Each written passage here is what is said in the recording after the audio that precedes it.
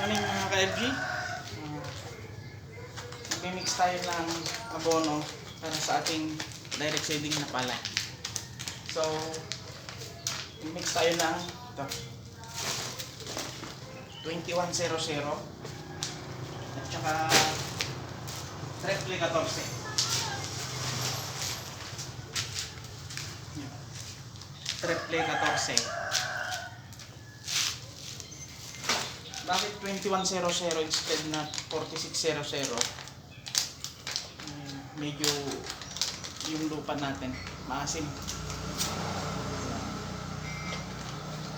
Ito tayo ng 21. Then ito may humus tayo. Mimix natin dito sa abono. So bali 2.5 sako ito. Ilalagay natin is 1.5 na humus. 2 for short.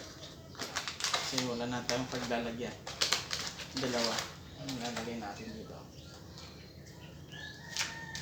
Yung humus na bigay ng BA. Shout out sa BA. Ayan.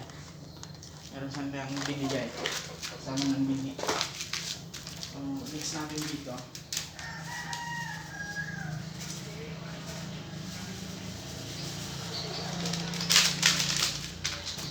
Makakatulong ito. Ang humus is soil conditioner and at the same time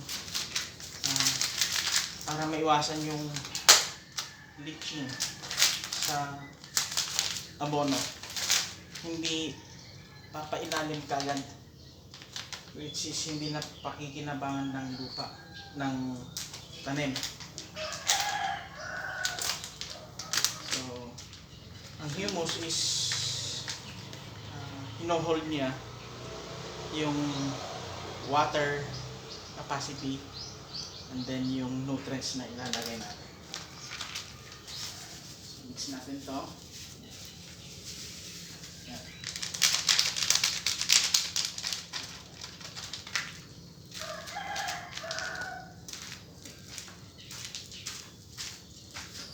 Gamit tayo ng pala.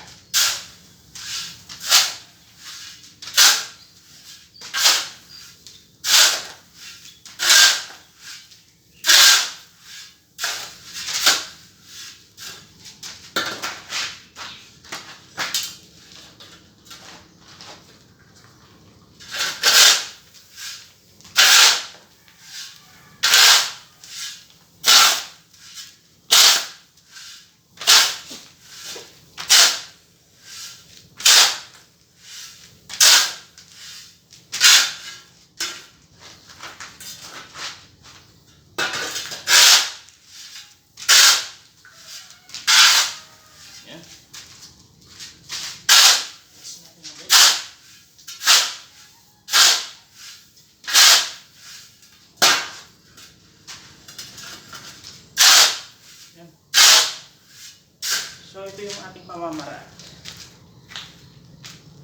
Mag-mix ng abono. Magandang maglagay tayo ng soil conditioner na gaya ng humus. Okay. Happy farming!